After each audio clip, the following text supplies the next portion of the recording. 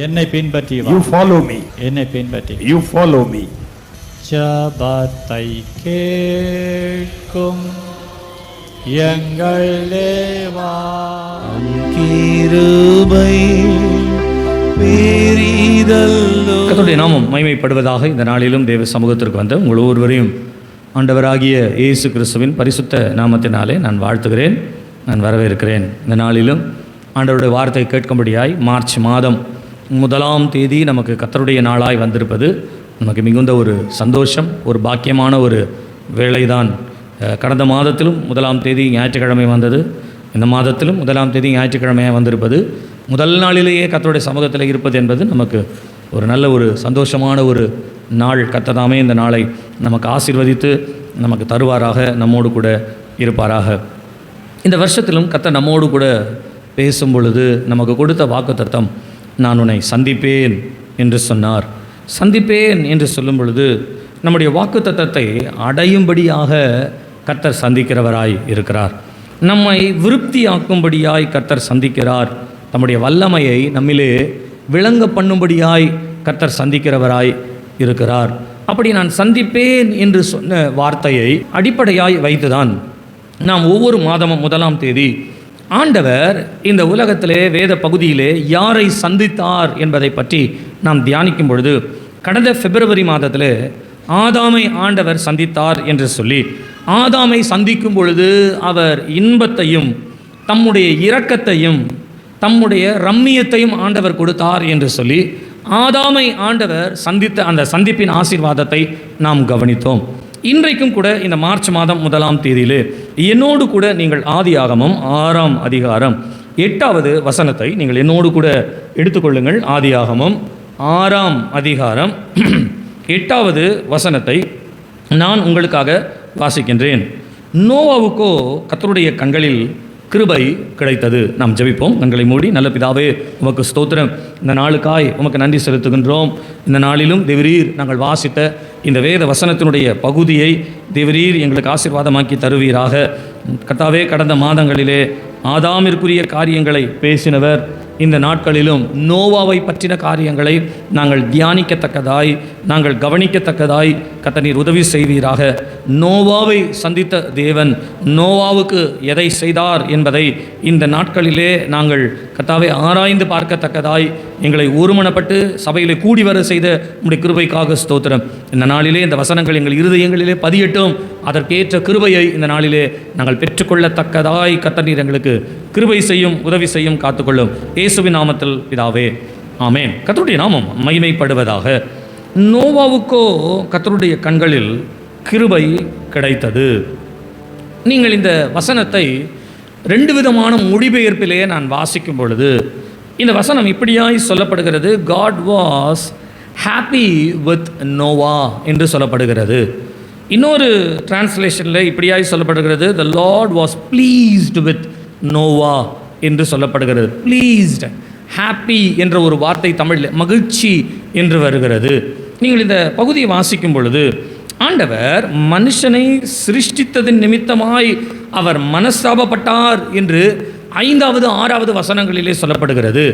மனுஷர்கள் தங்கள் வழிகளை கெடுத்து கொண்டதின் நிமித்தமாய் தேவன் மனுஷனை சிருஷ்டித்ததை பற்றி அவர் மனஸ்தாபப்பட்டார் என்றும் அவருடைய இருதயத்திற்கு வெசனமாயிருந்ததும் என்று சொல்லப்படுகிறது. ஆகையினாலே இந்த உலகத்தில் உள்ள எல்லாவற்றையும் நான் அழிக்கப் போகிறேன், இந்த உலகத்திற்குரிய எல்லா காரியங்களையும் நான் அழிப்பேன் என்று சொல்லி ஆண்டவர் தன்னுடைய மனதிலே ஒரு சிந்தனை வைத்து இந்த உலகத்தை அழிப்பதற்கான ஒரு பிளான், ஒரு திட்டத்தை தேவன் கையில் எடுக்கிற காலகட்டத்திலே God was happy with Noah. God was pleased about Noah. நோவாவை குறித்து தேவன் திரும்பி பார்க்கும் பொழுது, நினைக்கும் பொழுது ஒரு பெரிய மகிழ்ச்சி அவருடைய இருதயத்திற்குள்ளே வந்ததாம். அதை தான் இந்த நாட்களிலே இந்த மாதத்திற்குரிய ஒரு வாக்குத்தத்தமாய் நாம் கவனிக்கும்படிக்கு நோவாவை சந்தித்த தேவன் என்கின்ற ஒரு தலைப்பிலே நாம் கவனிக்க போகிறோம். இந்த வருஷத்திலே கர்த்தர் நம்மை சந்திப்பேன் என்று வாக்குத்தத்தம் பண்ணினவர், ஆதாமை சந்தித்தவர், நோவாவை சந்திக்கும் பொழுது நோவாவினுடைய வாழ்க்கையிலே ஆண்டவர் என்ன செய்தார் என்பதை பற்றி சுருக்கமாய் சரியாய் நாம் புரிந்து கொள்ளத்தக்கதாய் நான் ஒரு 3 காரியங்களை மாத்திரம் நான் உங்களுக்கு சொல்லுகின்றேன்.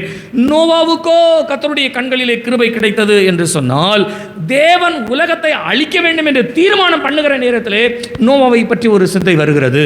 நோவாவை பற்றி தன்னுடைய இருதயத்திலே ஒரு யோசனை வருகிறது. ஓ, நோவா மிகுந்த நல்லவர் ஆயிற்றே, அவன் உத்தமன் ஆயிற்றே, அவன் நீதிமான் ஆயிற்றே, அவன் என்னோட சஞ்சரிக்கிறவன் ஆயிற்றே, எப்படி நான் அவனை அழிக்க முடியும் என்று சொல்லி உடனடியாய் நோவாவிற்கு ஆண்டவர் சொல்லுகிற சில காரியங்களை தான் நாம் இந்த அதிகாரங்களிலே ஏறக்குறைய 6, 7, 8, 9 அதிகாரங்களிலே நோவாவை பற்றின தெளிவுகளை நாம் பார்க்கிறோம். இந்த மாதத்திலே கூட சொல்லுகிறேன், நோவாவை சந்தித்தவர் நம்மையும் சந்திக்க வல்லவராய் இருக்கிறார். அல்லேலூயா, அல்லேலூயா.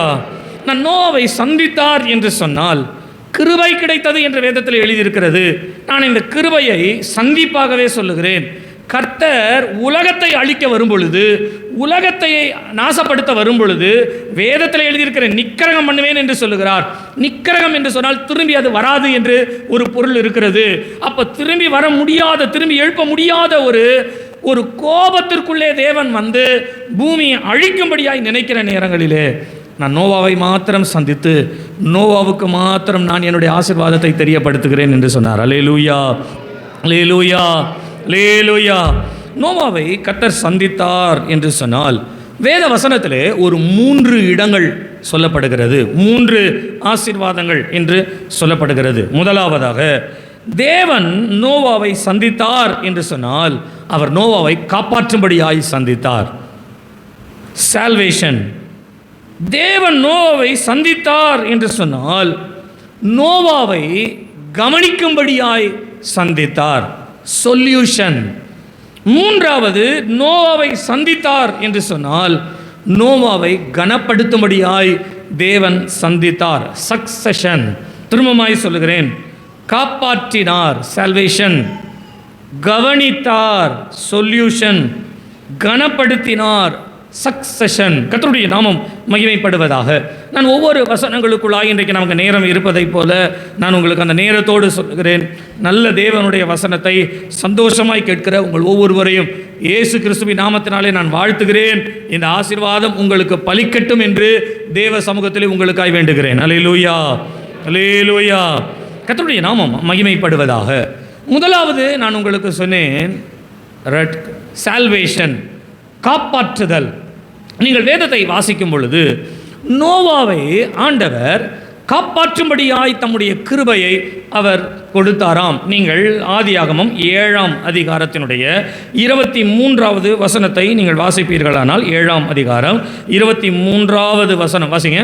மனுஷர் முதல் மிருகங்கள், ஊரும் பிராணிகள், ஆகாயத்து பறவைகள் பரியந்தமும் பூமியின் மேல் இருந்த உயிருள்ள வஸ்துக்கள் யாவும் அழிந்து அவைகள் பூமியில் இராதபடிக்கு நிக்கிரகமாயின. நோவாவும் அவனோட பேழையில் இருந்த உயிர்கள் மாத்திரம் காக்கப்பட்டன. உயிர்கள் மாத்திரம் காக்கப்பட்டன. தேவன் நோவாவை சந்தித்தார் என்று சொன்னால் அவருடைய நோக்கம், அவருடைய திட்டம் என்னவென்றால், முதலாவது நோவாவை காப்பாற்ற வேண்டும் என்பதற்காக. அல்லேலூயா. He decided to save Noah from this destroy. இந்த அழிவிலிருந்து, இந்த நிக்கிரகத்திலிருந்து எப்படியாகிலும் நோவாவை காப்பாற்ற வேண்டும் என்பதற்காக முதலாவது தேவன் நோவாவை சந்தித்ததற்கு காரணம் அவனை காப்பாற்றும்படியாய். நீங்கள் வேதத்தை நீங்கள் வாசிப்பீர்கள் என்று சொன்னால் ஆதியாகமம் 28ஆம் அதிகாரம் 20வது வசனத்தை நீங்கள் வாசிக்கும் பொழுது யாக்கோபு தேவனை நோக்கி அவர் ஜெபிக்கிற ஒரு ஜெபம் இருக்கிறது. 20வது வசனத்தை மாத்திரம் வாசிங்க. அப்பொழுது யாக்கோபு, தேவன் என்னோட இருந்து நான் போகிற இந்த வழியிலே என்னை காப்பாற்றுவாரானால் அவர் எனக்கு தேவனாய் இருப்பார் என்று சொல்லி தேவன் தன்னை காப்பாற்றும்படியாய் ஜெபிக்கிறார்.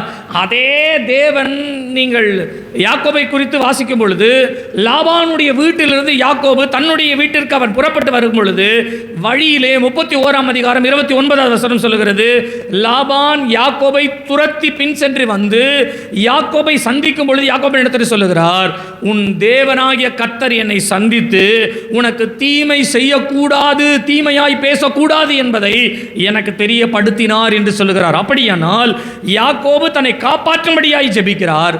தேவன் லாபானுடைய கையிலிருந்து யாக்கோபை காப்பாற்றினார். அல்லேலூயா, அல்லேலூயா. நீங்கள் யாத்திராகமம் 1 அதிகாரம் 17வது வசனத்தை நீங்கள் வாசிப்பீர்களானால் கர்த்தருடைய நாமம் மகிமைப்படுவதாக. கர்த்தர் மோசேயை காப்பாற்றின ஒரு சம்பவத்தை பற்றி அதிலே சொல்லப்படுகிறது. மோசே என்று சொல்லப்படுகிற பிள்ளை மாத்திரமல்ல, எகிப்திலே இஸ்ரவேலர் இருந்த காலங்களில், அடிமைத்தனத்தில் இருந்த காலங்களிலே இந்த இஸ்ரவேலுடைய பிள்ளைகள் எல்லாரும் பிறக்கிற ஆண் பிள்ளைகள் எல்லாரும் கொன்று போடப்பட வேண்டும் என்று சொல்லும் பொழுது ஆண்டவர் அங்கே இருக்கிற மருத்துவச்சிகளிடத்திலே இரக்கம் பாராட்டும்படியாய் செய்தாராம். அப்படி மருத்துவச்சிகள் இரக்கம் பாராட்டினபடியினாலே மோசேயினுடைய பிறப்பு காப்பாற்றப்பட்டது. மோசே கர்த்தரால் காப்பாற்றப்பட்டார். அல்லேலூயா, அல்லேலூயா. நீங்கள் யோசுவா 24 அதிகாரம் 17வது வசனத்தை வாசிக்கும் பொழுது இஸ்ரவேல் ஜனங்களை குறித்ததான காரியத்திலே இஸ்ரவேல் ஜனங்களை எப்படி அவர் வழி நடத்தி வந்தார் என்று சொல்லி தன் பிதாக்களுடைய வழி நடத்தி வந்த தேவனை பற்றி அவர் சொல்லும் பொழுது இப்படியாய் சொல்லுகிறார், தேவன் நம்முடைய பிதாக்களை வருகிற வழியிலே அவர் நம்மை காப்பாற்றி என்ற ஒரு வார்த்தையை சொல்லுகிறார். அப்படியானால் நமக்கு வந்த சோதனைகள், சஞ்சலங்கள், சூழ்நிலைகள், எதிர்ப்புகள் இவைகள் எல்லாவற்றின் மத்தியிலும் தேவன் நம்மை காப்பாற்றி இதுவரையிலும் நம்மை நடத்தி வந்தார். அல்லேலூயா, அல்லேலூயா. நீங்கள் 2 சாமுவேலின் புத்தகம் 8 அதிகாரம் 6வது வசனத்தையும் 14வது வசனத்தையும் நீங்கள் வாசிப்பீர்களானால் தாவீது சென்ற இடங்கள் எல்லாவற்றிலும் தேவன் கர்த்தர் அவனை காப்பாற்றினார் என்ற ஒரு வார்த்தை சொல்லப்படுகின்றது. ஆக நீங்கள் யாக்கோபினுடைய வாழ்க்கையிலும் சரி, மோசேயினுடைய வாழ்க்கையிலும் சரி, யோசுவா சொல்லுகிற இஸ்ரவேலருடைய வாழ்க்கையிலும் சரி, தாவீதினுடைய வாழ்க்கையிலும் சரி, இதை தாண்டி நீங்கள் அநேகருடைய வாழ்க்கையிலே கர்த்தர் அவர்களை எப்படி காப்பாற்றினார் என்று சொல்லி கர்த்தர் காப்பாற்றின காரியத்தை பற்றி அதிகமாக நாம் வாசிக்கலாம். நீங்கள் சங்கீதக்காரன் தன்னுடைய சங்கீதத்தில் 139ஆம் சங்கீதம் 13வது வசனத்தில் இப்படியாய் சொல்லுகிறார், என் தாயின் கர்ப்பத்திலே என்னை காப்பாற்றினீர், நீர் என்னை கண்டீர் என்பது மாத்திரமல்ல, நீர் என்னை காப்பாற்றினீர். நான் கர்ப்பத்தில் இருக்கும் பொழுது எனக்கு எந்த சூழ்நிலை, நான் எந்த சூழ்நிலையில் இருக்கிறேன் என்பதை நீர் அறிந்திருக்கிறீர். நீர் அந்த கர்ப்பத்திற்குள்ளே, நான் சொல்லுகிறேன், இன்றைக்கு இந்த காலகட்டத்திலே கர்ப்பத்தில் உள்ள பிள்ளைகளுக்கு என்னென்ன ஆபத்துகள் வருகிறது, என்னென்ன நாசமோசங்கள் வருகிறது, என்னென்ன சூழ்நிலைகள், எதிர்பாராதவைகள் எல்லாம் வருகிறது என்பதை நாம் இந்த நாட்களில் நிறைய கேட்கிறோம். சங்கீதக்காரன் சொல்லுகிறார், யாரும் காப்பாற்ற முடியாது, நீர் என்னை காப்பாற்றினீர். அல்லேலூயா, அல்லேலூயா. ஏசாயா 27ஆம் அதிகாரம் 3வது வசனத்தை நீங்கள் வாசிப்பீர்களானால் ஏசாயா 27:3, கர்த்தராகிய நான் அதை காப்பாற்றி அடிக்கடியாய் அதற்கு தண்ணீர் பாய்ச்சி ஒருவரும் அதை சேதப்படுத்தாதபடிக்கு அதை இரவும் பகலும் நானே காத்துக்கொள்ளுகிறவராய் இருக்கிறேன். அல்லேலூயா, அல்லேலூயா. 2 பேதுரு 2ஆம் அதிகாரம் 5வது வசனம் இப்படியாய் சொல்லுகிறது, பூர்வ உலகத்தையும் தப்ப விடாமல் நீதியை பிரசங்கித்தவனாகிய நோவா முதலான 8 பேரை தேவன் அவர்களை காப்பாற்றி என்று எழுதப்பட்டிருக்கிறது. நான் சொல்லுகிறேன், ஆண்டவர் வேத புத்தகத்திலே அநேகரை காப்பாற்றினார் காப்பாற்றினார் என்று நாம் படிக்கிறோம் அல்லவா. இந்த மாதத்திலே கர்த்தர் நமக்கு சொல்லுகிறார், நான் உன்னை சந்தித்து உன்னை காப்பாற்றுகிறவராய் இருக்கிறேன். அல்லேலூயா. தேவன் நோவாவை காப்பாற்றினதற்கு காரணம் என்ன? ஒரு 2 காரணத்தை மாத்திரம் நான் உங்களுக்கு சொல்லுகிறேன். அவர் காப்பாற்றினார் காப்பாற்றினார் என்று எழுதப்பட்டிருக்கிறது. ஏன் காப்பாற்றினார்? 2 காரியங்கள் அதிலே வருகிறது. ஒன்று, தேவன் நோவாவின் மேல் வைத்த அன்பின் நிமித்தமாய் காப்பாற்றுகிறார். நான் உங்களுக்கு அதுக்கு நிறைய நல்ல காரணம் ஒன்று சொல்கிறேன் உங்களுக்கு. 2வதாக, தேவன் நோவாவை காப்பாற்றினார் என்று சொன்னால் அவனை அடைத்து வைத்தார் அல்லது அவனை பேழைக்குள்ளே அனுப்பி அடைத்து வைத்தார் என்று நாம் வாசிக்கிறோம். நான் 2 காரியங்களை சொல்லுகிறேன். தேவனுடைய அன்பு காப்பாற்றுகிறது, தேவன் அடைப்பு அவனை காப்பாற்றுகிறது. அடைத்து வைத்தல் என்று சொல்லப்படுகிறது வேதத்தில். நான் அதை பின்பாக நான் உங்களுக்கு சொல்லுகின்றேன். The love and the law of God, love and the law. நான் முதலாவது அன்பை பற்றி சொல்லுகிறேனே. நீங்கள் 6வது வசனம் 8-9, 6வது அதிகாரம் 8-9 வசனங்களை நீங்கள் வாசிப்பீர்களானால் 6ஆம் அதிகாரம் 8-9 வசனத்தை வாசிங்க. நோவாவுக்கோ கர்த்தருடைய கண்களில் கிருபை கிடைத்தது. நோவாவின் வம்ச வரலாறு. நோவா தன் காலத்திலே இருந்தவர்களுக்குள்ளே நீதிமானும் உத்தமனுமாயிருந்தான். நோவா தேவனோடே சஞ்சரித்துக் கொண்டிருந்தான். நல்லா கவனிங்க. இந்த வசனத்தை நான் எந்த விதத்திலே கவனிக்கிறேன் என்று சொன்னால், தேவனுடைய அன்பு நோவாவை காப்பாற்றுகிறது. ஏன் என்று சொன்னால், இவன் உத்தமனும் நீதிமானும் தேவனோடு கூட சஞ்சரிக்கிறவனுமாய் இருந்தான். நான் அதை உங்களுக்கு புரியும்படியாய் சொல்லுகிறேனே. சபைக்கு வருகிறோம், வேதத்தை வாசிக்கிறோம், தேவனை பற்றி நாம் கேட்கிறோம், வீட்டிலே போய் ஜெபிக்கிறோம், விசுவாசத்தோடு சில காரியங்களை வீட்டில் பேசுகிறோம். இவைகள் எல்லாம் தேவனுக்குரிய காரியங்களாய் இருக்கிறது. ஆனால் அந்த நாட்களிலே அவன் இருந்த ஜனங்களுக்குள்ளே என்று சொல்லப்படுகிறது. அப்படித்தான் வருகிறது. நோவா தன் காலத்திலே இருந்தவர்களுக்குள்ளே அப்படின்னா, இவர் தன்னுடைய வாழ்க்கை தேவனோடு காத்துக்கொள்வது மற்றவர்களுக்கு பரியாசமாக இருக்கிறது, மற்றவர்களுக்கு புறம்பே இருக்கிறது, மற்றவர்கள் அவனை பார்த்து கேலியும் கிண்டலும் செய்யத்தக்கதாய் நோவாவினுடைய தனிப்பட்ட வாழ்க்கையிலே அவன் தேவனோடு இருக்கிற காரியம் மற்றவர்களுக்கு முன்பாக ஒரு பரியாசமாய் காணப்படுகிறது. இந்த பரியாசத்தின் மத்தியிலே ஆண்டவருடைய அன்பு என்ன செய்கிறது என்றால், யார் யாரெல்லாம் பரியாசம் பண்ணி இந்த உலகத்தில் தீமையாய் வாழ்கிறார்களோ அவர்கள் எல்லாரையும் அழிக்க வேண்டும் என்று தேவன் தீர்மானம் பண்ணி அழிக்கிற நேரத்தில் தேவனுடைய அன்பு ஒரு மனுஷனை காப்பாற்றுகிறது. ஏன் என்று சொன்னால், இவன் நீதிமான், இவன் உத்தமன், இவன் என்னோடு கூட நடக்கிறவன். அல்லேலூயா, அல்லேலூயா. நான் உங்களை கேட்கிறேனே, நீங்கள் நீதிமான்களா என்று கேட்டால் நாம் இல்லை என்று சொல்லுவோம். ஆனால் வேதம் சொல்லுகிறது, நாம் இயேசு கிறிஸ்துடைய இரத்தத்தினாலே நீதிமான்களாக்கப்பட்டிருக்கிறோம். இரத்தத்தினால் தான் நீதிமான்களாக்கப்பட்டிருக்கிறோமே ஒழிய நம்முடைய சுய காரியங்கள் அல்ல. அது ஒரு பக்கம் இருக்கிறது. இன்னொன்று உத்தமம் என்று சொன்னால், நான் சொல்லேன், நம்முடைய இருதயம் உத்தமமாக எல்லாத்துலேயுமே இருக்காது. ஆனால் நம்மை உத்தம மார்க்கமாய் மாற்றுகிற கர்த்தர் நம்மோடு கூட இருக்கிறார். அல்லேலூயா, அல்லேலூயா. இன்னொரு காரியம் இருக்குது. அது என்ன அப்படின்னு சொன்னால், தேவனோடு சஞ்சரித்தல். இந்த தேவனோடு சஞ்சரித்தல் என்று சொல்வது, கர்த்தர் நோவாவோட கூட சஞ்சரித்தார் அப்படி சொல்லப்படல, நோவா தேவனோட சஞ்சரித்தான் அப்படி வருது. நான் சொல்வதை விளங்கிக் கொள்ளுங்க. கர்த்தர் நம்மோடு இருப்பது ஒரு நல்ல அனுபவம். ஆனால் இந்த அனுபவம் நமக்கு ஏன் கொடுக்கப்படுகிறது என்று சொன்னால், நாம் கர்த்தரோடு இருக்க வேண்டும் என்பதற்காக தான். ஞானசானம் என்பது, ரட்சிப்பு என்பது ரெண்டு அனுபவங்களை உடையது. ரட்சிப்பு என்று சொல்லப்படுகிற ஒரு அனுபவம் எதை காட்டுகிறது என்று சொன்னால், நான் கர்த்தரை எனக்குள்ளே ஏற்றுக்கொள்ளுகிறேன் என்பதுதான் ரட்சிப்பின் அனுபவம். அவர் எனக்குள்ளே வந்து இருக்கிறார், எனக்குள்ளே வந்து நீர் வாசம் பண்ணும், என்னை ஆளுகை செய்யும், என்னை உங்களுடைய கரத்தில் ஒப்புக் கொடுக்கிறேன் அப்படின்னு சொல்லி நீர் என்னுடைய இருதயத்தில் வாரும் என்று கூப்பிடுவது தான் ரட்சிப்பு. ஆனால் ஞானசானம் என்ன தெரியுங்களா? நான் அவரோட உடன்படிக்கை செய்வது, நான் அவரோடு உடன்படிக்கை செய்வது, அவர் என்னோடு உடன்படிக்கை செய்கிறார், அது ஒன்று. ஆனால் நான் அவரோடு அப்படின்னா, எப்பவுமே நீங்கள் வேதத்தை வாசிக்கும் பொழுது ரெண்டு பகுதி இருக்குது. ஒன்று, கர்த்தர் நம்மிடத்திலே செயல்படுவது. ரெண்டாவது, நாம் கர்த்தரிடத்திலே செயல்பட வேண்டும் என்ற கட்டாயம் நமக்கு உண்டு. நாம் கர்த்தருடைய காரியங்களிலே செயல்பட வேண்டும் என்பதை தேவன் நம்மிடத்திலே எதிர்பார்க்கிறவராய் இருக்கிறார். நான் மறுபடியும் சொல்லுகிறேன், தேவன் உங்களோடு கூட இருக்கிறார் என்பது நமக்கு நிச்சயம் தெரியும். எத்தனை பேர் உண்மையாக சொல்லுங்கள், ஆண்டவர் என்னோடு கூட இருக்கிறார் என்று எத்தனை பேர் நீங்கள் நிச்சயமாய் சொல்ல முடியும்? கரங்களை உயர்த்துவார், அல்லேலூயா சொல்லுங்கள். இப்போ அடுத்த கேள்வி நான் உங்களை கேட்குறேன், எத்தனை பேர் நிச்சயமாக சொல்ல முடியும் நான் கர்த்தரோடு கூட இருக்கிறேன்ட்டு? இப்போ சொல்லுங்கள், ஒரு அல்லேலூயா சொல்லுங்கள். பாருங்கள், கையே வரலையே, பாதி வரலையே. யோசிக்க தோணுதில்லை, உண்மையாக நம்ம இருக்கிறோமா? நானே வியாதியில் படுத்து கிடக்கிறேன், நான் எப்படி கர்த்தர் எதுவும் கூட இருக்கிறாரு, நான் அவரோட இருக்கிறேன்னு சொல்ல முடியும்? நான் சொல்ல, உங்கள் வியாதியை வச்சோ அல்லது உங்கள் பலவீனத்தை வைத்தோ அல்லது ஒருவேளை நீங்கள் இன்றைக்கு போராடி கொண்டு இருக்கிற போராட்டத்தை வைத்தோ நிச்சயமாய் தேவ சமூகத்தை நீங்கள் கணக்கிட வேண்டாம். ஏன் என்று சொன்னால், நீங்கள் கர்த்தரோடு இருந்தால் அவர் உங்களோடு இருப்பார். நீங்கள் அவரை விட்டு விடுவீர்களாயில் அவர் உங்களை விட்டு விடுவார். நீங்கள் பிள்ளைகளை எவ்வளோ தான் அடித்து பாருங்களேன், நம்ம மேலே பாசமாக தான் வளரும். அடிக்கிற அடி தான் நம்ம பிள்ளைகளை பாசமாக்குது. நம்மளை அடிக்காமல் வளர்க்குறதுனால தான் பிள்ளைங்க வளர நம்மக்கிட்ட பாசமே இருக்க மாட்டேது. என்னை பொறுத்த வரைக்கும் நான் எல்லா தாழ்மையோடு சொல்லுவேன், செம அடி வாங்கியிருக்கிறேன். நான் அடி வாங்கினது மாத்திர ட்ரீட்மெண்ட்லாம் எக்கச்சக்கமாக எங்கள் அம்மா கிட்ட இருக்குது. அதில் ஒரு ட்ரீட்மெண்ட் என்ன பண்ணுவாங்கன்னா கையை காலையை கட்டிடுவாங்க. கையை காலை கட்டிட்டு சுக்கு இருக்குது பாருங்க, அதை இழைச்சி கண்ணில் தடவிடுவாங்க. அது எரியும் பாருங்க, கண்ணெல்லாம் புதுங்கிக்கிட்டு எரிச்சல் தாங்க முடியாது. அப்படியே கத்துவேன், கதறுவேன். நான் என் அக்காங்களுக்கெல்லாம் என் மேலே ரொம்ப பாசம், ஏன்னா கடைசி பிள்ளை இல்லை நான்.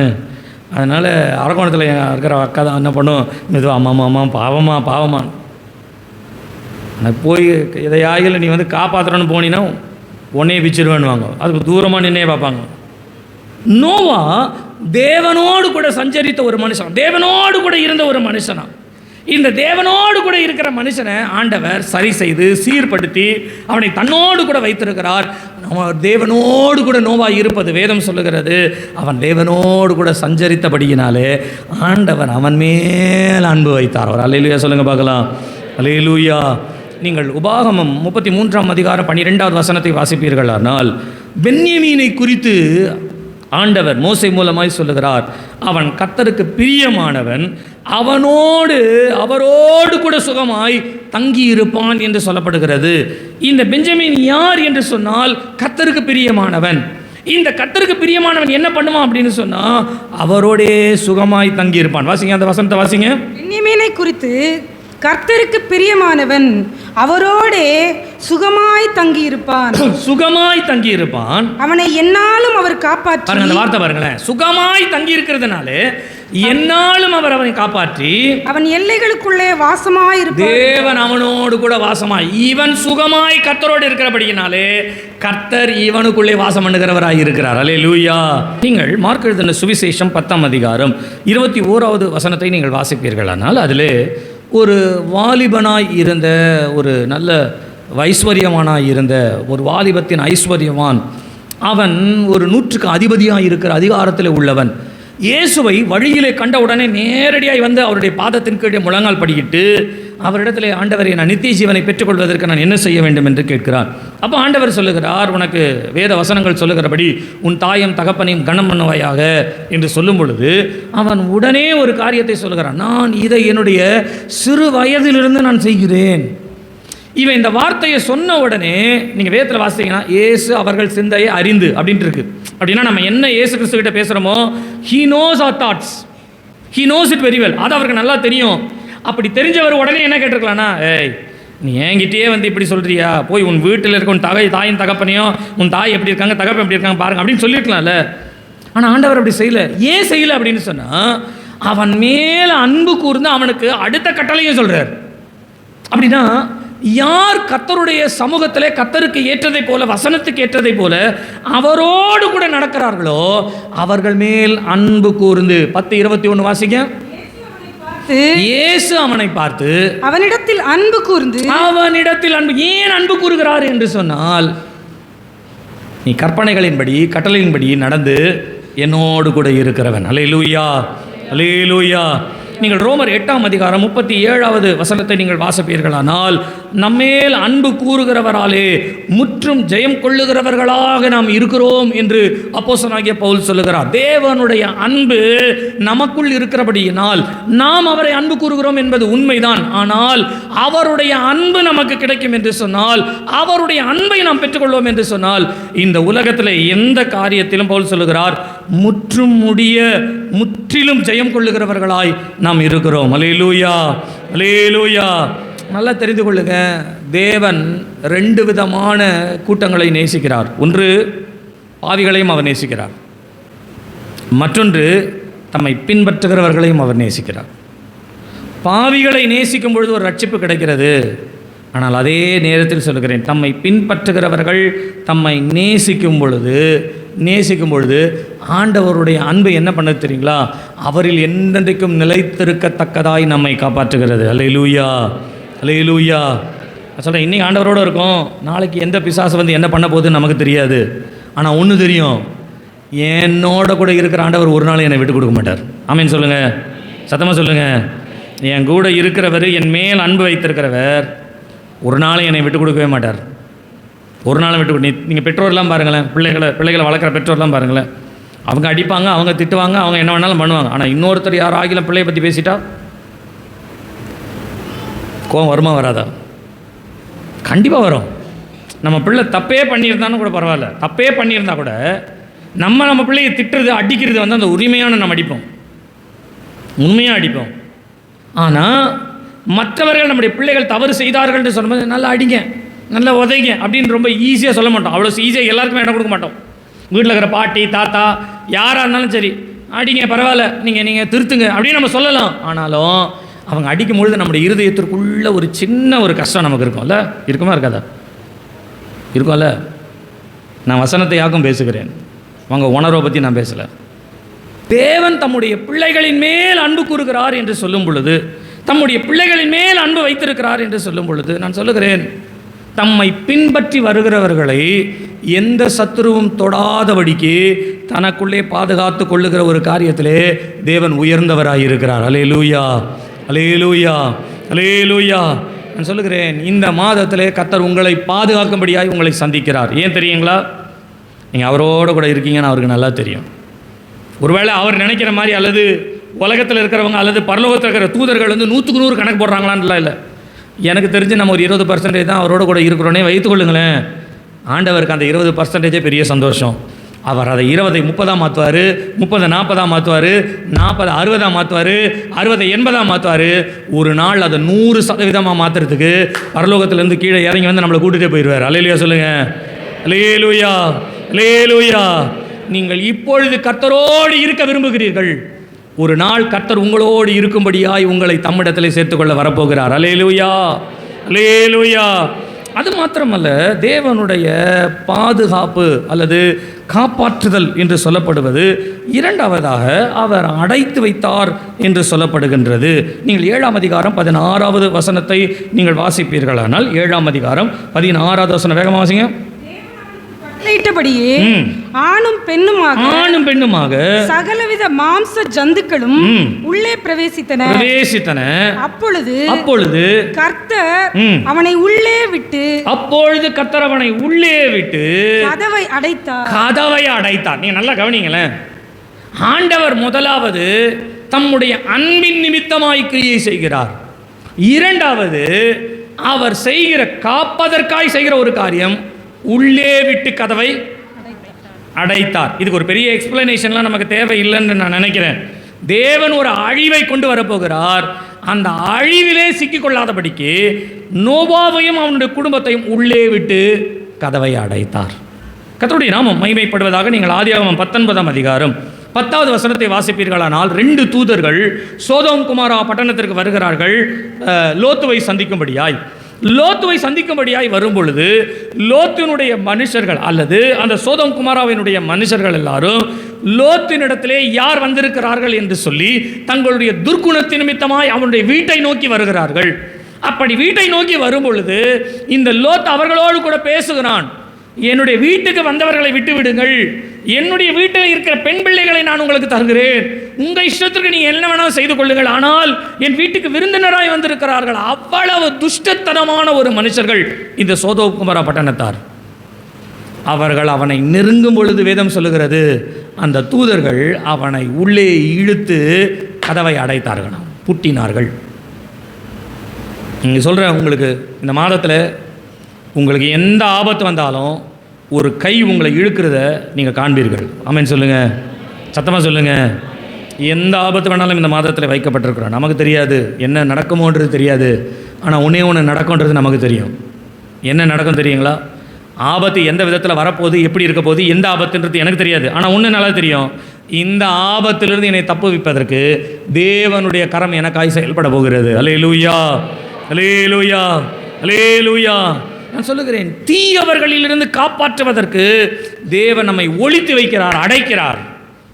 நீங்கள் அதே போல 2 ராஜாக்கள் 4ஆம் அதிகாரம் 4வது வசனத்தை நீங்கள் வாசிப்பீர்களானால், ஒரு நல்ல தேவ மனுஷனுடைய மனைவி, அந்த தேவ மனுஷன் மரித்து விட்ட பின்பு எலிசாவினிடத்தில் வந்து கேட்கிறார், நான் என்னுடைய புருஷன் உமக்கு முன்பாக நன்மையாய் உண்மையாய் நடந்தார் என்று உமக்கு தெரியும், ஆனால் என் புருஷன் இப்பொழுது மரித்து விட்டான், மரித்து போனவன் இப்பொழுது கடன் வைத்து போயிருக்கிறார், கடன்காரர்கள் என் பிள்ளைகளை கேட்கிறார்கள், ஆகையினால் நீர் எங்களுக்கு உதவி செய்ய வேண்டும் என்று கேட்கும் பொழுது எலிசா சொல்றார், உன் வீட்டிலே என்ன இருக்கிறது என்று கேட்கும் பொழுது அவள் சொல்லுகிறாள், ஒரே ஒரு குடம் எண்ணெய் இருக்கிறது என்று.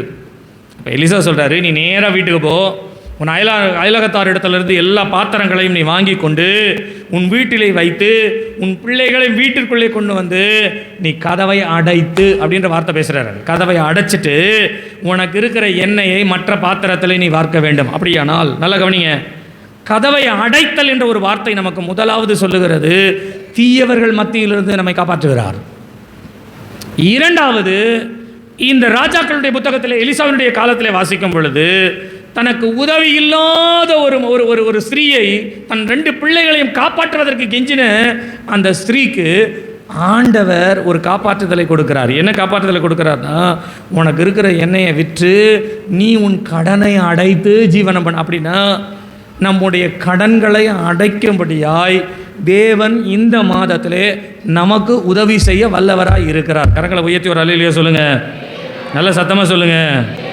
அவர் கதவை அடைப்பார்னு சொன்னா உங்கள் கடனை அடைப்பார்னு அர்த்தம். அவர் கதவை அடைப்பார் என்று சொன்னால் உங்களுக்கு விரோதமாய் வருகிற சத்துருக்கள் எல்லாரையும் அடைப்பார். மூன்றாவதாக, நீங்கள் ஏசாயா தீர்க்கதரிசியின் புத்தகம் 22ஆம் அதிகாரம் 22வது வசனத்தை நீங்கள் வாசிப்பீர்களானால் அதே வசனத்தை நீங்கள் வெளிப்படுத்தின விசேஷம் 3ஆம் அதிகாரம் 7வது வசனத்திலும் வாசிப்பீர்களானால் ஒருவரும் பூட்டக்கூடாதபடிக்கு திறக்கிறவரும் ஒருவரும் திறக்கக்கூடாதபடிக்கு பூட்டுகிறவருமாயிருக்கிறார். அப்படின்னா உங்களுக்கு விரோதமாக எழும்புகிற எந்த சூழ்நிலைகளையும் சரி உங்களை காப்பாற்றுவதற்கு உங்களை பாதுகாப்பான இடத்திலே இந்த காலை நேரத்திலே நான் உங்களுக்கு சொல்லுகிறேன், கர்த்தர் நம்மை காப்பாற்றுகிறவர், உங்களை காப்பாற்றுவார். இந்த மாதத்தில் 2 காரணம் இருக்குது. ஒன்று, அவர் உங்கள் மேல் வைத்திருக்கிற அன்பு. இரண்டாவது, அவருடைய கரம் உங்களுக்கு விரோதமாக இருக்கிற காரியங்களை அடைக்கும்படியாய் கர்த்தர் உங்களை காப்பாற்றுகிறார். அல்லேலூயா. நல்ல கரங்களை உயர்த்தி ஒரு அல்லேலூயா சொல்லுங்கள். அல்லேலூயா, அல்லேலூயா. இரண்டாவதாக, கர்த்தருடைய நாமம் மகிமைப்படுவதாக. நான் உங்களுக்கு சொன்னேன், கர்த்தருடைய கவனம் அல்லது கவனித்தார். அவர் நோவாவை சந்தித்தார் என்று சொன்னால் காப்பாற்றினார். இரண்டாவது, நோவாவை சந்தித்தார் என்று சொன்னால் நோவாவின் மேல் கவனமுள்ளவராய் இருந்தார் என்பதுதான் அதனுடைய அர்த்தம். சொல்யூஷன். நீங்கள் ஆதியாகமம் 8ஆம் அதிகாரம் 1வது வசனத்தை நீங்கள் வாசிப்பீர்களானால் 8ஆம் அதிகாரம் 1வது வசனம் வாசிங்க. நோவாவையும் அவனுடனே பேழையில் இருந்த சகல காட்டு மிருகங்களையும் சகல நாட்டு மிருகங்களையும் நினைத்தருளினார். போதும். கர்த்தருடைய நாமம் மகிமைப்படுவதாக. நான் அதை ஒரே வார்த்தையில் சொல்லுகிறேன், தேவன் நோவாவை நினைத்தருளினார். இதை தான் நான் உங்களுக்கு சொன்னேன், கவனம் வைத்தார், கவனித்தார். என்ன கவனித்தார் அப்படின்னு சொன்னால், மழை பெய்கிறது, 40 நாள் மழை பெய்கிறது. இந்த 40 நாள் மழையினுடைய நீர் ஏறக்குறைய ஒரு 100 நாளுக்கு மேலாக மிதந்து கொண்டே இருக்கின்ற அல்லது நீர் ஓட்டத்திலேயே ஓடிக்கொண்டிருக்கிற நோவாவினுடைய ஒரு பேழை. இப்போ இந்த பேழை தண்ணீருக்கு ஏற்றது போல ஓடிக்கொண்டே இருக்கிறது. இது எங்கே நிற்கும், எப்படி நிற்கும், எந்த இடத்திற்கு போகும், எதுவுமே தெரியாத அளவிற்கு எல்லாரும் பேழைக்குள்ளே இருக்கிறார்கள். பூமி முழுவதிலும் இருக்கிற எல்லாவற்றையும் ஆண்டவர் அழித்து விட்டார். எல்லாம் அவர் வேலையை கம்ப்ளீட் பண்ணிட்டார். அப்படி வச்சுக்கோமே, அவர் வேலையை கம்ப்ளீட் பண்ணிட்டார். சமையல் அறையில் நின்று சமையல் செய்துகிட்டே இருக்கும். முக்கியமாக டைம் ஆயிடுச்சு, இதுக்குள்ளே இதை முடிச்சிட்டோன்னா பெரிய பிள்ளைக்கு அவனை கொண்டு போய் சாப்பாடை கொண்டு போய் கொடுக்கணும், ஆகையினால முடிக்கணும்னு சொல்லிட்டு சின்ன பையனை அப்படி விளையாட வச்சுட்டு, சின்ன பாப்பா விளையாட வச்சுட்டு கிச்சனில் வேலை செய்துகிட்டே இருக்கிறவங்க செய்து முடிச்ச உடனே என்ன யோசிப்பாங்க தெரியுங்களா? அப்பா சமையல் முடிஞ்ச சின்னவன் எங்கே இருக்கான் அப்படின்னு யோசிப்பாங்களே டக்குன்னு. அதே தான், தன் வேலை முடிக்கிறதுல தேவன் எவ்வளவு அக்கறையாக இருக்கிறாரோ அதே கவனம் நோவாவின் மேலும் கர்த்தருக்கு இருந்தது. நோவா நினைத்தருளினார் என்ற ஒரு வார்த்தை வருகிறது. கர்த்தருடைய நாமம் மகிமைப்படுவதாக. நான் 2 காரியங்களை நேரம் இல்லாதனால நேரடியாக நான் போகிறேன். அவர் நினைத்தருளினார் அல்லது கவனம் வைத்தார் அல்லது கவனித்தார் அப்படின்னு வந்ததுன்னா, கவனித்தார் என்று வரும் பொழுது 2 காரியம் சொல்லப்படுகிறது. ஒன்று, தேவன் பூமியின் மேல் காற்றை வீச பண்ணினார், அப்பொழுது ஜலம் அமர்ந்தது. ஒரு காரியத்தை ஆண்டவர் செய்கிறார், கவனமாய் கவனிக்கிறவர் அமர பண்ணுகிறார். He ordered, அமர பண்ணுகிறார். இரண்டாவதாக, நீங்கள் இதே அதிகாரத்திலே நீங்கள் வாசிக்கும் பொழுது கர்த்தருடைய நாமம் மகிமைப்படுவதாக 6வது வசனம் சொல்லுகிறது, 40 நாள் சென்ற பின்பு நோவா தான் பேழையிலே செய்திருந்த ஜன்னலை திறந்து அப்படின்னு இருக்குது. திறந்துன்னு சொன்ன நான் சொல்லுகிறேன், தேவன் தான் அடைத்தார், யார் திறந்துருக்கணும் சொல்லுங்க? தேவன் திறந்தார் அப்படின்னே வச்சுக்கோங்க, அவ்வளோதான், வேற ஒன்றும் இல்லை. தேவன் அடைத்தார் அப்படின்னா அவர்களை பாதுகாத்துட்டாரு. இப்போ அதே தேவன் என்ன பண்ணுறாருன்னா திறக்கிறார், வழி திறக்கிறவராய் இருக்கிறார். நான் 2 காரியங்களை சொன்ன மனதில் வைத்துக் கொள்ளுங்க. ஒன்று, காற்றை அமர பண்ணுகிறார்.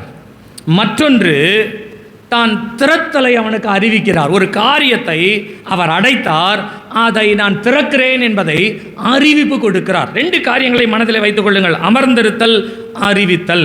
நீங்கள் 1வது வசனத்திலே வாசிக்கும் பொழுது அவர் காற்றை அமர பண்ணினார் என்று சொல்லப்படுகின்றது.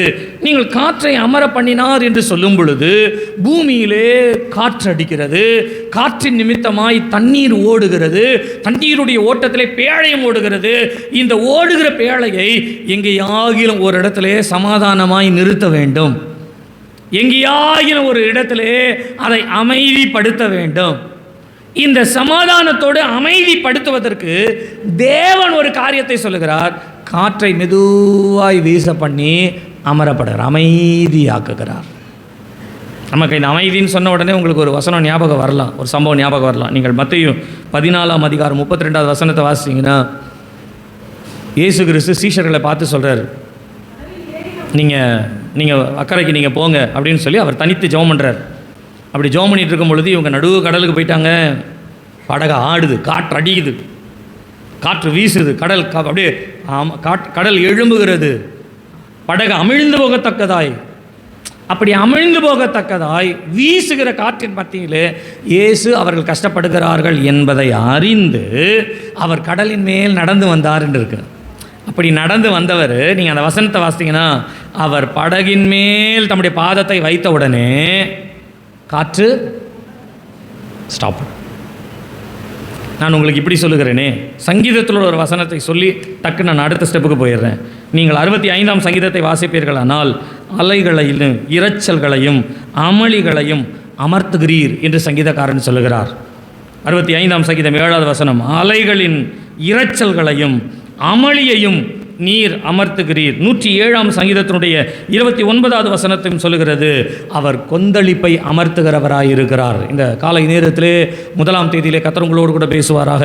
உங்களுடைய வாழ்க்கையிலே எந்தெந்த காரியங்கள் அலைகளாய், திரள்களாய், அலை மோதுகிறவர்களாய், இரைச்சல் கொள்ளைகளாய், கொந்தளிப்புள்ளவைகளாய் இருக்கிறதோ எல்லாவற்றையும் நம்முடைய தேவன் அமர்த்துகிறவராயிருக்கிறார். அல்லேலூயா, அல்லேலூயா. நீங்கள் எந்த பிரச்சனையில் ஆடிக்கிட்டு இருக்கீங்க அப்படின்றது ஆண்டவருக்கு தெரியும், யாருக்கும் தெரியாது. உங்கள் பக்கத்தில் இருக்கவங்களை நீங்கள் பாருங்கள், நல்லா ஜம்முன்னு வந்து உட்காந்துருக்காங்க, இவங்களுக்கு என்ன பிரச்சனை இருக்கும் அப்படின்ற மாதிரி தான் இருக்கும் உங்களை பார்த்தா. ஆனால் உங்களுக்குள்ளே இருதயத்தில் உட்காந்துருக்கும் போதே என்ன ஊசல் ஆடிக்கிட்டு இருக்குதுன்னு ஆண்டவருக்கு மாத்திரம்தான் தெரியும்.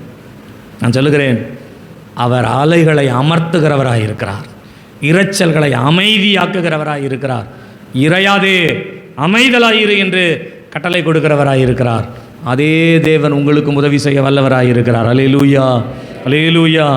அதே போல் நீங்கள் 6வது வசனம் 8ஆம் அதிகாரம் 6வது வசனத்தை நீங்கள் வாசிப்பீர்களானால், ஜன்னலை திறந்து என்று சொல்லப்படுகிறது. நம்முடைய தேவன் நமக்காக வாசல்களை திறக்கிறவராக இருக்கிறார். ஒரு காலத்தில் தேவன் நம்மை அடைச்சி வச்சாருங்க, அமைதியாயிருன்னு சொன்னார். இல்லையாவே போய் கேரி தாற்றங்கடையில் போய் நீ அமைதியாக இருங்க, ஒளிந்துருன்னு சொன்னார். பைபிளில் எழுதியிருக்கு, போய் ஒளிந்திருந்தார். தண்ணீர் வற்றின உடனே சாரிபாத்துக்கு போ அப்படின்னு சொன்னார். சாரிபாத்துக்கு போனார். சாரிபாத்துக்கு போன கதை என்ன தெரியுங்களா? இவர்கிட்ட சொல்கிறாரு, நான் அங்கே ஒரு ஸ்திரீ இருக்கா, அவர்கிட்ட சொல்லி உன்னை பராமரிக்க சொல்லுவேன், உனக்கு சாப்பாடு ஸ்திரீ கொடுப்பா போ. ஆனால் இவர் அந்த ஸ்திரீயை பார்க்கும்போது என்ன நிலைமை தெரியுங்களா? அவளுக்கு சாப்பாடு இவர் கொடுக்கணும். ஆண்டவர் சில நேரத்தில் நம்மளை ஒளிந்திருக்க பண்ணுறாரு. ஏன் தெரியுங்களா? ஏதோ ஒரு உதவி நமக்கு கிடைக்கின்றதுக்காக அல்ல, ஏதோ ஒரு உதவி நம்மிலிருந்து அவர்களுக்கு போகணுன்றதுக்காக தான். அதுக்கு தான் நம்மளை ப்ரிப்பேர் பண்ணுறாரு. நம்ம இன்னும் ஏதாவது இது வருமா, அது வருமா, இது கிடைக்குமா, அது கிடைக்குமா, எதுவுமே கிடைக்காது. உங்களுக்கு எதுவும் கிடைக்காது. நான் சொல்கிறேன், நீங்கள் மற்றவர்களுக்கு கொடுக்கத்தக்கதான ஒரு நிரப்புதல் உங்களுக்கு கிடைக்கும். ஆமேன்னு சொல்லுங்கள், சத்தமாக சொல்லுங்கள். அல்லேலூயா, அல்லேலூயா. நான் சொல்லுகிறேன், கர்த்தர் நமக்கு வாசலை திறக்கிறவராய் இருக்கிறார். மத்தேயு 27ஆம் அதிகாரம் 52வது வசனத்தை நீங்கள் வாசிப்பீர்களானால், தேவன் திறக்கிறவராய் இருக்கிறார். எதை திறக்கிறவராய் இருக்கிறார் என்று சொன்னால், கல்லறைகள் எல்லாம் திறந்தது என்று எழுதப்பட்டிருக்கிறது. கல்லறைகள் எல்லாம். இயேசு உயிரோடு எழும்பும் பொழுது, இயேசு மரிக்கும் பொழுது 2 நேரத்திலையும் சரி கல்லறைகள் எல்லாம் திறக்கப்பட்டதாம். அப்போ கல்லறைகள் எல்லாம் திறக்கப்பட்டது என்றால் மரித்தவர்கள் எல்லாம் உயிர் பெறத்தக்கதான ஒரு ஜீவனை தேவன் கொடுக்கிறார். அந்த காலை நேரத்தில் சொல்லுகிறேன், உங்களுடைய வாழ்க்கையில் உங்களுக்கு தேவன் இரண்டாவதாக ஒரு ஒரு ஒரு கவனிப்பை, அவருடைய கவனம் உங்கள் மேல் வைக்கிறார். தேவன் உங்களை சந்திக்கிறார் என்றால் ஒரு கவனம், எதை அமர்த்த வேண்டுமோ அதை அமர்த்துகிறார். எந்த வழியை தேவன் திறக்க வேண்டுமோ அதை உங்களுக்கு அறிவிக்கிறவராய் இருக்கிறார். அல்லேலூயா, அல்லேலூயா.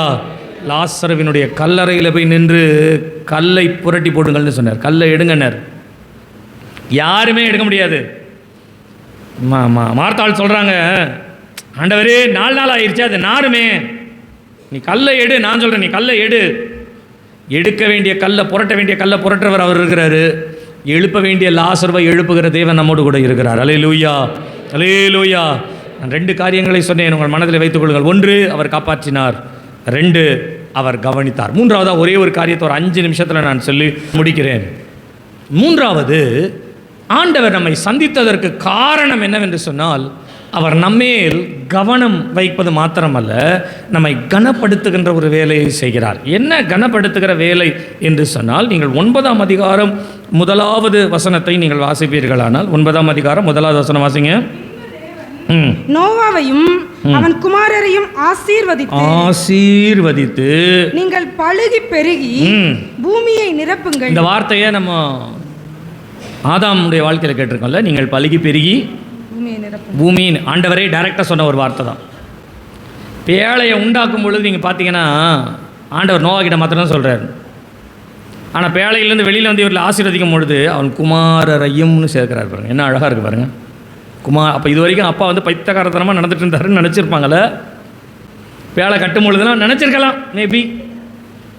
ஆனால் யார் இந்த ஐடியா கொடுத்தாங்கன்றதுக்கு ஆண்டவரே நேரடியாக ஒரு தடவை வந்து பேசுகிறார். குமாரரை ஆசீர்வதித்து, நான் அதை தான் கனப்படுத்தினார் என்று சொன்னேன். கவனிங்க, நான் இந்த கனப்படுத்ததில் ஒரு 2 முக்கியமான காரியங்களை சொல்கிறேன். நீங்கள் பலுகி பெருகி பூமியை நிரப்புங்கள் என்று சொல்லி அவர்களை ஆசீர்வதிக்கிறார். 2வது, நீங்கள் 12-13 வசனங்களை நீங்கள் வாசிப்பீர்களானால் அதிலே ஆண்டவர் அவர்களுக்கு நான் செய்கிற உடன்படிக்கையின் அடையாளமாக என்ற ஒரு அடையாளத்தை கொடுக்கிறார். 2 காரியங்களை நான் சொல்லுகிறேன், ஞாபகம் வைத்துக் கொள்ளுங்கள். 1, தேவன் கனப்படுத்துகிறார் என்று சொல்லும் பொழுது அவர்களை பெருக பண்ணும்படியாய் ஆசீர்வதிக்கிறார். 2வது, நான் அவர்களோடு கூட தான் இருப்பேன் என்பதற்கு தேவன் ஒரு அடையாளத்தை அவர்களுக்கு கொடுக்கிறார். ஆசீர்வாதத்தை கொடுக்கிறார், அடையாளத்தை கொடுக்கிறார். He gives abandon and assignment. நான் உங்களோடு கூட இருப்பேன் என்கின்ற ஒரு அசைன்மெண்ட் ஆண்டவர் அவர்களுக்கு கொடுக்கின்றார். கர்த்தருடைய நாமம் மகிமைப்படுவதாக. கவனிங்க, நான் உங்களுக்கு முக்கியமான ஒரு காரியம் சொல்லணும், அதை மாத்திரம் நான் சொல்லி முடிச்சிடறேனே. நீங்கள் இந்த முதல் 2 வசனங்களை வாசிக்கும் பொழுது, முக்கியமாக 2வது வசனத்தை வாசிப்பீர்களானால், உங்களை பற்றிய பயமும் அச்சமும் பூமியில் உள்ள சகல மிருகங்களுக்கும் ஆகாயத்தில் உள்ள சகல பறவைகளுக்கும் உண்டாகும்.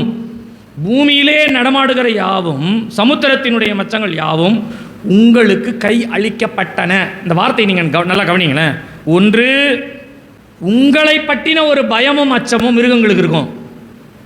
மற்றொன்று, உங்களுக்கு எல்லாவற்றையும் நான் கையளிக்கிறேன் என்று சொல்லுகிறார். இதை நான் இப்படி சொல்லுகிறேனே, உங்களுக்கு ஆதாமை கம்பேர் பண்ணனா உங்களுக்கு புரியும்.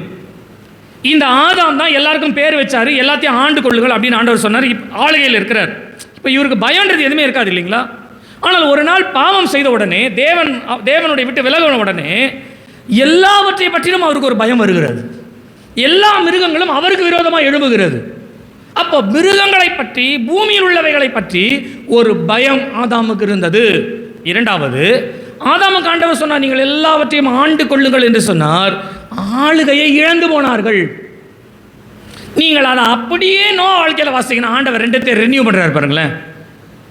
நீங்கள் அவைகளை பார்த்து பயந்தீங்க, ஆனால் இப்போ நான் உங்களுக்கு சொல்கிறேன், அவைகள் உங்களை பார்த்து பயப்படும். அப்படின்னா என்ன பயம்? நீங்கள் யோசிச்சு பாருங்கள், என்ன பயம் அப்படின்னு சொன்னால், சிம்பிளாக நான் உங்களுக்கு சொல்கிறேன், மிருகங்கள் நம்மை தாக்க வருகின்ற ஒரு பயம் நமக்கு இருக்கிறது. ஆனால் மிருகங்கள் ஏன் நம்மை தாக்குகிறது என்று சொன்னால், நாம் அவைகளை தாக்கி விடுவோமோ என்ற ஒரு பயத்தினாலே தான் அவைகள் நம்மை தாக்குகிறது. புரியுதுங்களா? ரோட்டில் நடந்து போகிறோம், சிம்பிளாக எடுத்துக்கோ. நம்ம ரோட்டில் நடந்து போகிறோம், நாய்ங்க அங்கங்கே சுற்றிக்கிட்டே இருக்குது, தெருவில் இருக்க நாய்ங்க. இப்போ நீங்கள் அதை கண்டுக்காமல் நீங்கள் போனீங்கன்னா அது ஒன்றும் பண்ண மாட்டேங்குது. நீங்கள் அந்த நாயை பார்த்துட்டீங்கன்னா அதுக்கு ஒரு அச்சம் வருது. என்னென்ன இவங்க நம்மளை ஏதாவது செய்வாங்களோன்றதுனால டக்குன்னு என்ன பண்ணுதுன்னா அது நம்மளை பார்த்து குலைக்க ஆரம்பிக்குது. இதை தான் ஆண்டவர் சொல்கிறாரு, உங்களை பற்றின பயம் மற்ற எல்லாவற்றிற்கும் இருக்கும். இந்த காலை நேரத்தில் பயமாக இருந்தாலும், ஆளுகை இழக்கப்பட்ட சூழ்நிலையில் இருந்தாலும், இன்றைக்கி ஆண்டவர் சொல்கிறாரு, நீ பயப்படாத, உன்னை பார்த்து பயப்படுற மாதிரி எல்லாத்தையும் நான் காரியத்தை மாற்றுவேன். ஆமேன்னு சொல்லுங்கள், சத்தமாக சொல்லுங்கள். நான் உங்களுக்கு ஒரு ஆசீர்வாதமாய் சொல்லுகிறேன், இதுவரையிலும் நீங்கள் யாரை பார்த்து எதை பார்த்து பயந்தீர்களோ, இனிமேல் இந்த மாதத்திலே அவர்கள் உங்களை பார்த்து பயப்படத்தக்கதாய் தேவன் காரியத்தை மாறுதலாய் பண்ணுகிறவராய் இருக்கிறார். அல்லேலூயா, அல்லேலூயா. இதுவரையிலும் யார் உங்களை ஆண்டு கொள்ளும்படியாய் நினைத்து உங்கள் மேல் ஆளுகை செலுத்தும்படியாய் நினைத்தார்களோ அவர்களை நீங்கள் ஆண்டு கொள்ளும்படியாய் அவைகளை உங்களுக்கு கையளிக்கிறேன் அப்படின்னு சொல்கிறார் ஆண்டவர். அப்படின்னா என்ன அர்த்தம்னா, இது வரைக்கும் உன் தலைமுடியை பிடிச்சிட்டு நின்னவன் இனிமேல் உன் கைக்குள்ளே வருவான், அவனை உன் கைக்குள்ளே கொண்டு வருவேன். எத்தனை பேருக்கு புரியுதோ, எத்தனை பேருக்கு இது தீர்க்க தரிசனமான வசனமோ நீங்கள் எடுத்துக்கொள்ளலாம். உங்களை ஆண்டவர்கள் உங்கள் கைக்குள்ளே ஆளப்படுவார்கள். உங்களை எதிர்த்து நின்றவர்கள் உங்களுடைய கையிலே நீங்கள் அவர்களை வழி நடத்தும்படியாக உங்கள் கையில் கொடுக்கப்படுவார்கள். நீங்கள் யாருக்கு பயந்தீர்களோ அவர்கள் இனிமேல் உங்களுக்கு பயப்படத்தக்கதான ஒரு ஆசீர்வாதத்தினுடைய கனத்தை கர்த்தர் இந்த மாதத்தில் உங்களுக்கு கொடுப்பார். அல்லேலூயா, அல்லேலூயா. கடைசியாக ஆண்டவர் ஒரு அடையாளம் கொடுக்கிறார். என்ன அடையாளம் கொடுக்கிறாரு? நான் என் வில்லை மேகத்தில் வைத்தேன், அது எனக்கும் பூமிக்கும் உண்டான உடன்படிக்கைக்கு அடையாளமாய் 9, 13, 12, 13 வசனங்களை வாசிங்கன்னா, நான் ஒரு அடையாளத்தை நான் உனக்கு கொடுக்கிறேன் என்று சொன்னால், அடையாளத்தை கொடுக்கிறேன் என்று சொன்னால், கவனிங்க, நான் உங்களுக்கு ஒரு அடையாளத்தை மாத்திரம் சொல்லி நான் முடிக்கிறேன். நோவாவுடைய வாழ்க்கையில் ஆண்டவர் சொன்னார், நான் ஒரு அடையாளம் தரேன். சரிங்களா? நீ கொஞ்சம் என்னை கவனிங்களேன். எனக்கு இதை காலைல வாசிக்கும் போது எனக்கே த்ரில்லிங்காக தான் இருந்தது. அது ஆண்டவர் நோவா பார்த்து சொல்கிறார், நான் உனக்கு ஒரு அடையாளத்தை தருவேன். இதே ஆண்டவர் இதுக்கு முன்னால் ஒரு அடையாளத்தை வச்சார். எங்கே வச்சார்? அப்போ காயினுக்கு சாபத்தின் அடையாளத்தை வச்சவர் இப்போ நோவா கிட்ட சொல்கிறாரு, நான் உனக்கு ஒரு அடையாளம் தரேன். இதுக்கு முன்னால் உன் சந்ததிக்கு முன்னால் வந்தவங்ககிட்ட ஒரு அடையாளத்தை வச்சேன், அது சாபத்தின் அடையாளம். ஆனால் நான் உனக்கு ஒரு அடையாளத்தை தருகிறேன். என்ன அடையாளம் அப்படின்னு சொன்னால், உன்னோடு கூட தான் நான் இருப்பேன் என்பதற்கு சாட்சியினுடைய அடையாளத்தை நான் தருகிறேன். என்னுடைய வில்லை நான் உன்னுடைய மேகத்தில் வைப்பேன். அப்படி மேகத்தில் வைக்கப்படும் பொழுது எப்பொழுதெல்லாம் உன் வாழ்க்கையில் ஒரு அழிவுன்னு ஒன்று வருதோ அந்த நேரத்தில் இதை நான் நினைத்து உங்களை அழிக்காதபடிக்கு, நீங்கள் அழிவுக்குள்ளே போகாதபடிக்கு நான் உங்களை காப்பாற்றுகிற ஒரு உடன்படிக்கை செய்கிறவராய் இருக்கிறேன். அல்லேலூயா. நல்ல கரங்களை உயர்த்தி சத்தமாக சொல்லுங்க, அல்லேலூயா, அல்லேலூயா. சர்ப்பம் எதற்கு அடையாளம் சொல்லுங்க? 3ஆம் அதிகாரத்தில் சர்ப்பம் எதற்கு அடையாளம்? வஞ்சிக்கிறது, சாபம். சரிங்களா?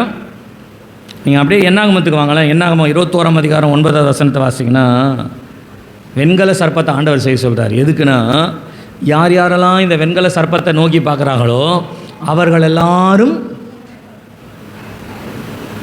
இன்னைக்கு ஒரே வார்த்தையில் சொல்லி முடிச்சிடறேன். கர்த்தர் நமக்கு ஒரு அடையாளம் வைக்கிறார். என்ன தெரியுங்களா? எதெல்லாம் நம்முடைய வாழ்க்கையில் சாபமாக இருந்ததோ அது எல்லாத்தையும் ஆண்டவர் ஆசீர்வாதமாக மாற்ற போகிறார். ஆமேன்னு சொல்லுங்கள். நீங்கள் விசுவாசிக்கிறீங்களா? அதை விசுவாசிக்கிறீங்களா?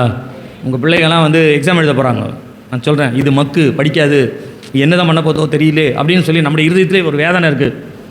தலைமையில் கையை வச்சு எக்ஸாம் போகிறதுக்கு முன்பாக சொல்கிறேன், உங்களை ரொம்ப அன்பாக நான் கேட்டுக்கிறேன். உங்கள் பிள்ளைங்க எல்லாருக்குமே எக்ஸாம் போகிறதுக்கு முன்பாக உங்கள் பிள்ளைங்க தலைமையில் கையை வச்சு, உடனே அப்பா சொல்லுற, நான்லாம் அவ்வளோ பரிசுத்தம் இல்லைடா, உங்கள் அம்மா தான்டா பரிசுத்தம், உங்கள் அம்மா கிட்ட ஜெபம் பண்ணிக்கோங்க, கொஞ்சம் வாயை முடிக்குங்க, அதெல்லாம் தயவுசெய்து அதை நிறுத்திக்கோங்க, இனி அதெல்லாம் சொல்லாதீங்க.